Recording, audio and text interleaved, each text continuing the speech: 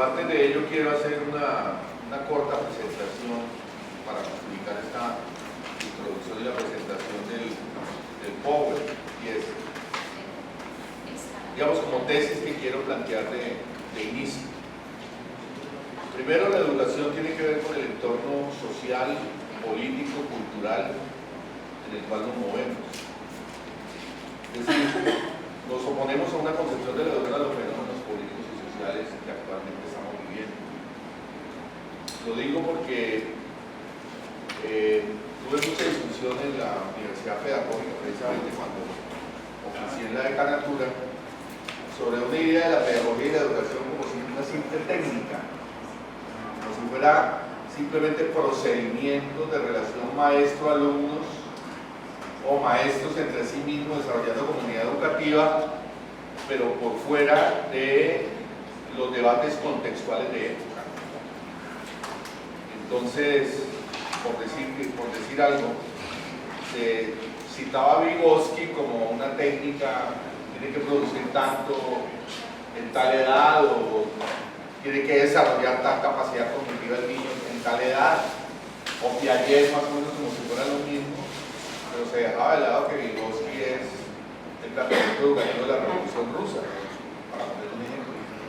Si usted no puede entender a Vygotsky por fuera del trabajo, de la discusión del trabajo material, intelectual, de los desarrollos antropológicos de la época, de qué tipo de relación individuo-sociedad se podía construir en una sociedad que ya planteaba era la supresión de la propiedad privada y la organización de la sociedad bajo otras pautas totalmente diferentes al mercado, a la individuación y a lo que es básico, digamos, dentro de la ideología de la sociedad capitalista.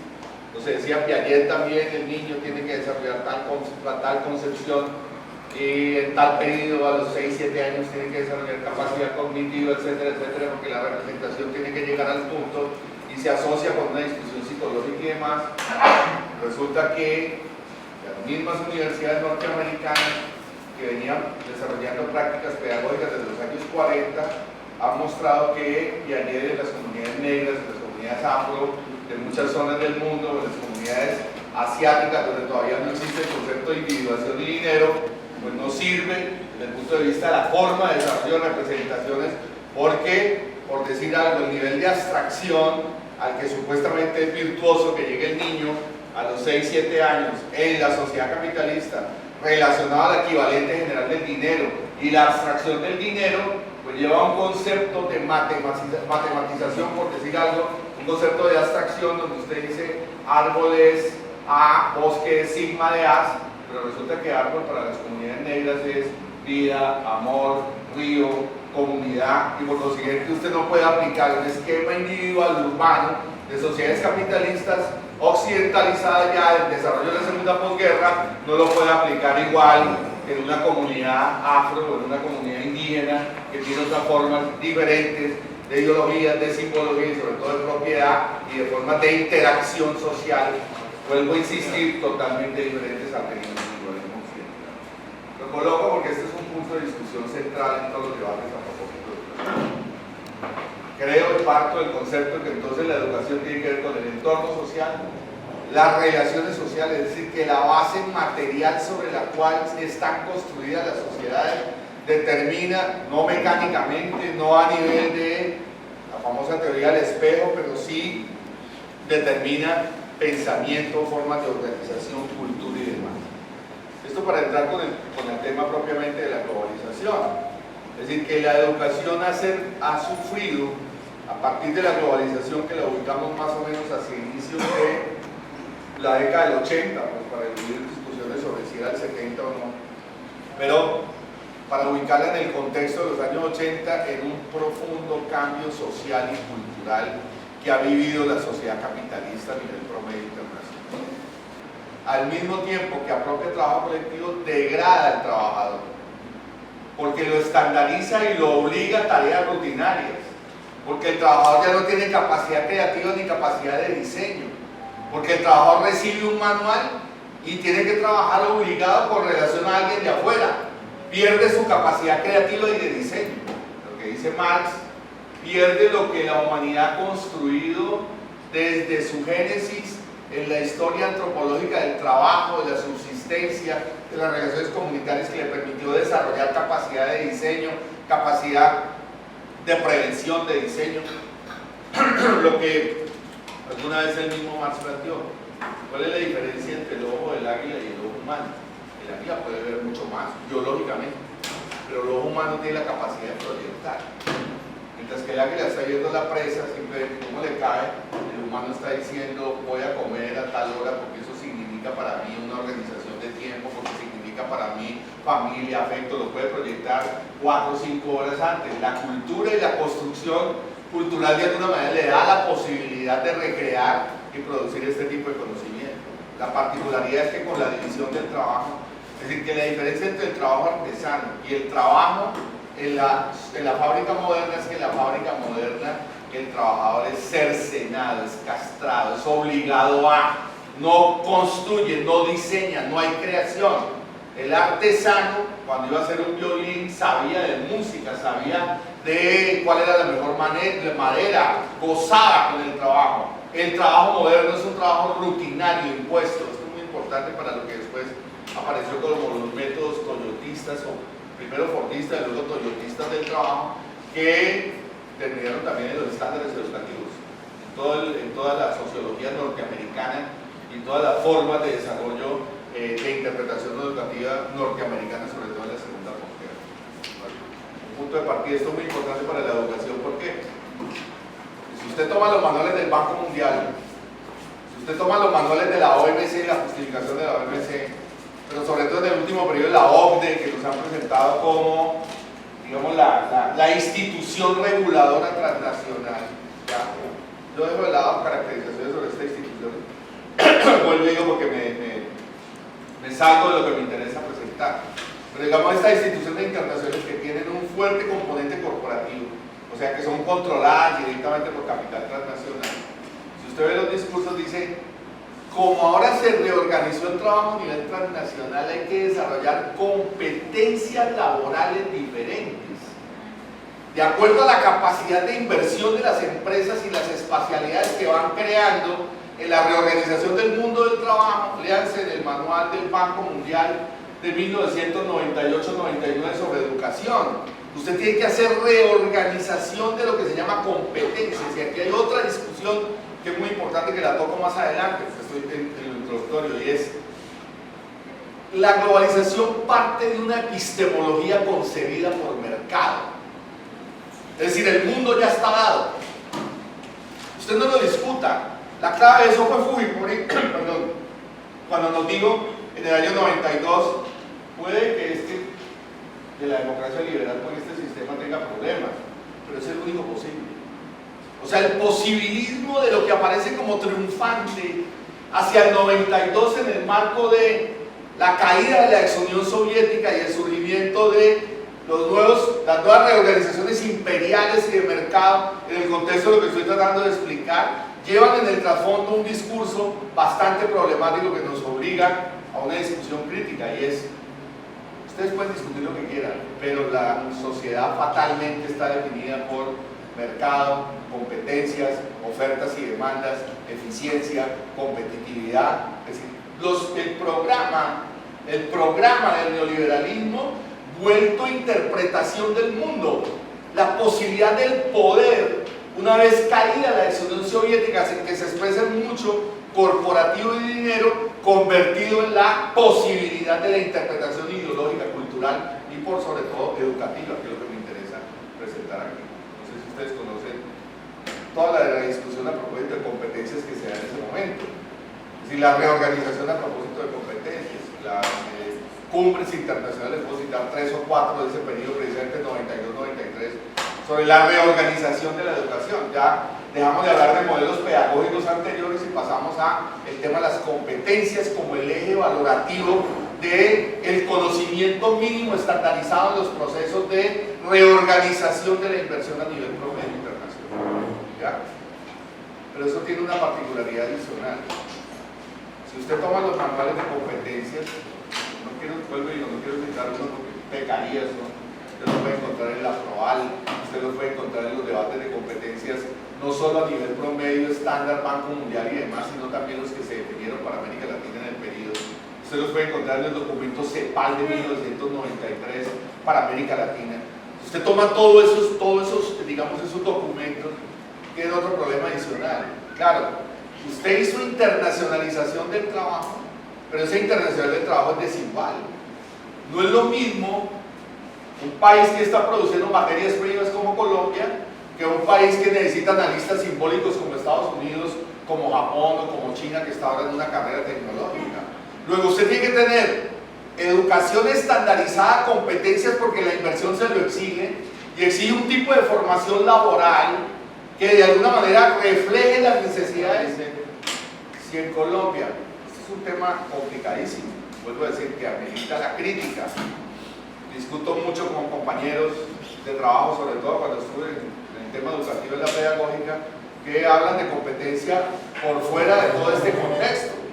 Entonces hablan de competencia como si fuera simplemente una técnica pedagógica y no todo lo que hay de por medio en lo epistemológico, en la reconversión del mundo, en la inversión, en las sociedades desiguales, en las formas regionales desiguales, en la forma de concepción del territorio, en la forma de concepción gerencial, en la exportación de capitales. O sea, como si pudiéramos discutir, insisto, como una técnica aislada. Bueno, no solo un problema de educación, entonces también enseñan geografía como si fuera una cosa aislada de todo lo demás. Toda esta cosa que es muy importante discutir en las universidades, de disciplinas por fuera de contexto.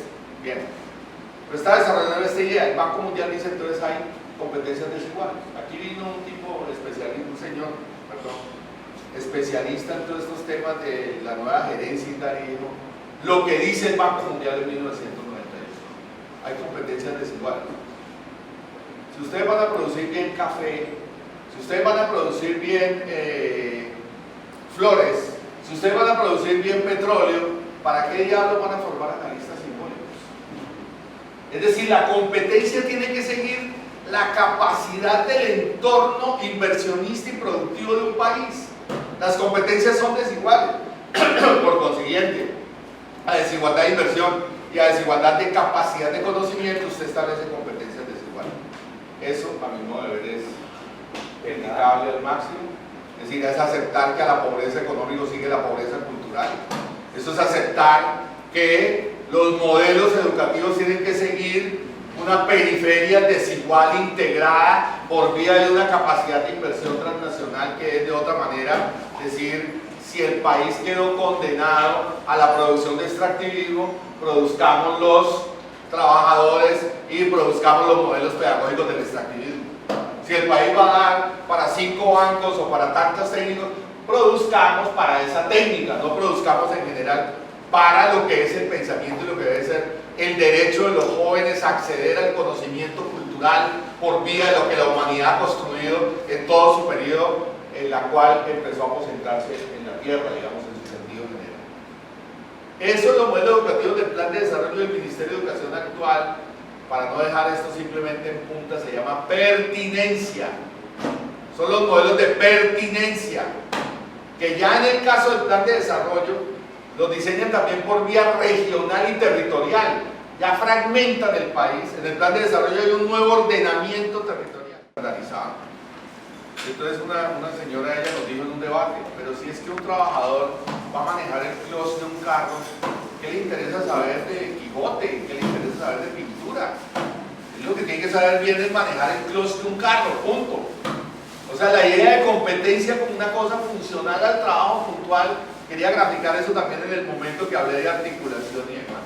Ese tipo de joven es el que se está haciendo en los currículos articulados.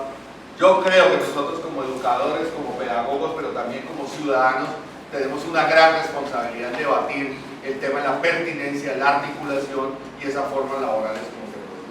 Pero quería gerenciando una infraestructura y unos docentes, por eso los docentes somos capital humano también del servicio educativo, ¿ya? O sea, todo está dentro de un concepto de mercado. Lo que yo estoy tratando de mostrar aquí es que la educación es parte de toda la reforma general que produjo el capitalismo a partir de los años 80, por eso somos capital, o por eso somos costo humano, como le queramos decir, o ¿cómo se dice en los manuales administrativos?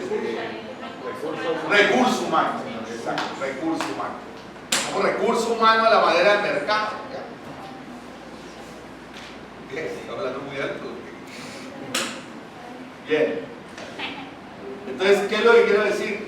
El servicio es eso. Entonces, usted tiene que organizar la educación como si fuera servicio en la idea empresarial. Por eso los tratados de libre comercio, siguiendo el AGCS, la educación es un servicio. Entonces yo negocio la educación a la manera de cualquier otro tipo de inversión en servicios. Es decir, aquí, así como yo puedo hacer inversiones en cables, yo puedo, la educación es un bien inmaterial, ¿no es cierto? Es un bien inmaterial. Entonces yo puedo decir, yo no sé si saben ustedes este dato, en Estados Unidos se gana mucha plata con inversión de colegios de afuera o de universidades de afuera en muchas partes del mundo. Entonces usted invierte. Entonces yo puedo invertir en un college, yo soy un college norteamericano, eso está en el Tratado de Libre Comercio, Colombia, Estados Unidos, un college norteamericano, y yo digo, voy a invertir en Colombia en ingeniería civil, por decir algo. ¿Por qué? Porque ya produjimos una transnacionalización de inversión también en el área de servicio, y la educación es servicio. Vuelvo y te digo, por eso se reguló usted toma la ley 115, que es lo que está regulando la educación, y la ley 30, que es lo que está regulando. ¿Cuántas coberturas? ¿Cuántos años de carrera? Entonces yo puedo decir, bajo ingenierías de 5 a 4, porque eso me permite sacar más coberturas en menos tiempo. Todos los mecanismos gerenciales están en la ley 115. De hecho, el sistema educativo y el sistema de evaluación está tomado en los manuales de planeación estratégica, que son los manuales empresariales de la reorganización empresarial que viene de Japón de los años 60. O sea, es una reorganización y todo es plan estratégico, eficiencia. ¿A usted cómo lo evalúan en las universidades? ¿Cuántos estudiantes logró en cobertura con relación a la inversión que le dimos, o sea, al giro que le dimos? Todo eso es planeación estratégica. Eso es ley 115 y ley 30. Todo es el concepto planificador, organizador, eficientista, resultadista, es decir, manejar la educación como insumos, estudiantes, producción, que me tienen que producir un resultado a la manera de las empresas de servicios. Eso es tratado de libre comercio, eso es reorganización planetaria de los servicios, eso es inversión transnacional vía servicios. La balanza de pago, o sea, la posibilidad de exportación de Estados Unidos, encuentra en los colleges educativos una capacidad enorme de captura, a la manera que invierten en petróleo, invierten en educación en el mundo, pues para hacer todavía más gráfico y para ahorrar tiempo. Pero eso tiene un problema adicional, que entonces usted tiene que estandarizar conocimiento, porque ¿cómo va a venir el inversionista a ofrecer ingeniería si no tiene estándares? Él tiene que tener un compromiso de producir unos estándares. Entonces la educación que antes era el libre pensamiento, yo recuerdo que incluso toda la crítica del liberalismo post Segunda Guerra Mundial contra el estalinismo y contra el nazismo era que los estados habían intervenido arbitrariamente y de manera administrativa sobre los currículos y sobre las posibilidades educativas.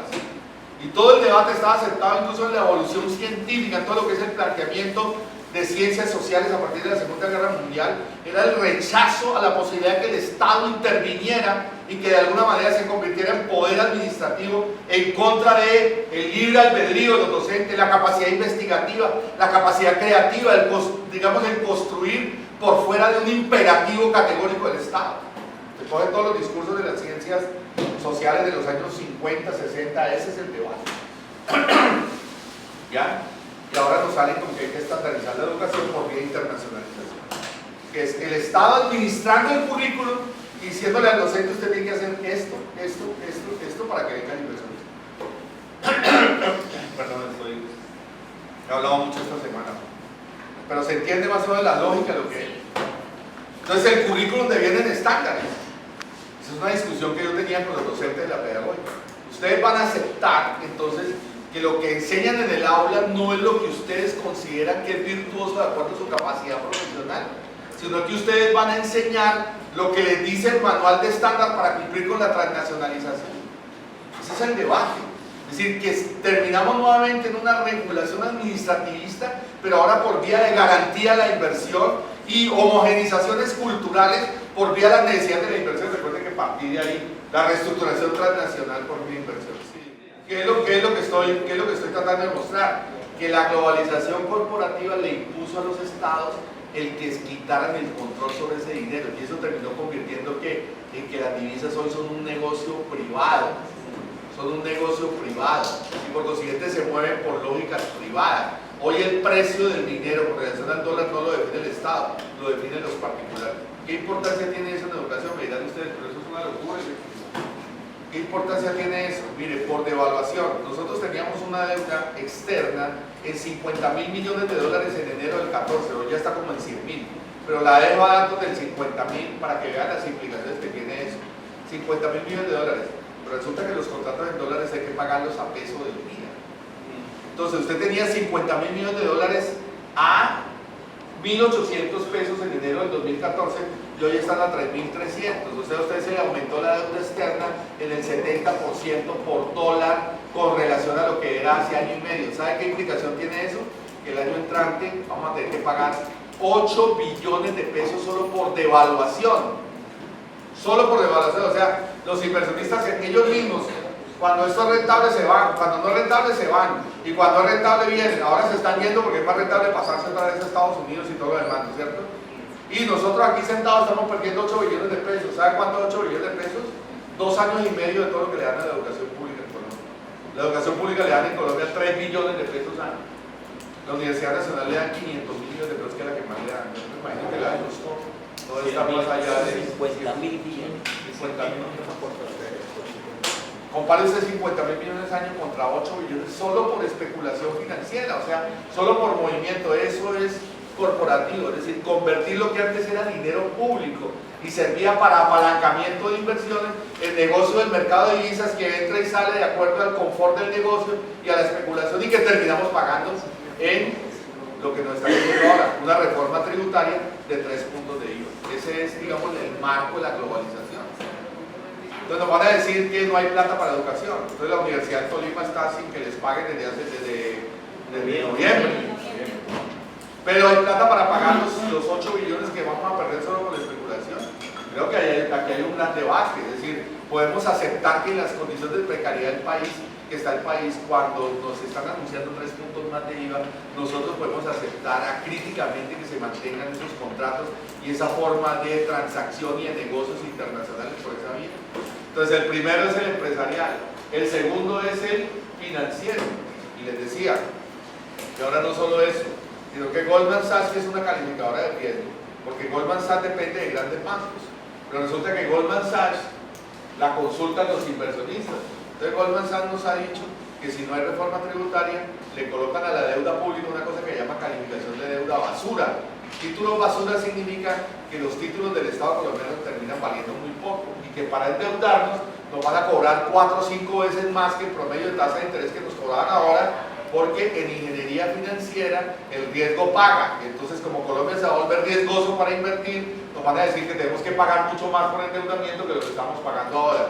¿Quién paga eso? La política social, porque entonces cada vez vamos a tener que girar más plata para pagar interés, cada vez vamos a tener que girar más plata para subsistir presupuestalmente, cada vez más reformas tributarias, etcétera, etcétera, etcétera. ¿Y quién termina pagando? Estoy poniendo un ejemplo, educación, pero también salud, pero también la cumbre agraria, pero también nos van a decir que en otras cosas ahí hay otra discusión en la que he insistido, y es el tema del posconflicto.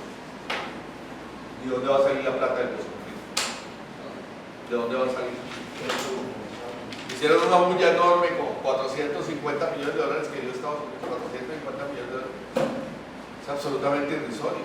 Si el FEDesarrollo está diciendo que necesitamos 9 billones de pesos año para posconflicto, 9 billones de pesos año. Compare usted con 450 millones de dólares, es 1 billón y pico a precios de hoy, 1,2 billones. Europa no dio más de otro billón, Banco Mundial no dio más de otro billón, es decir, ¿de dónde van a salir los recursos? Nos van a decir que tenemos que hacer reforma tributaria para la paz. Entonces que ajustémonos el cinturón del IVA, porque es la única manera de sacar recursos para la paz, y que tenemos que hacer más extractivismo porque están en la lógica inversa de lo que debiera hacer.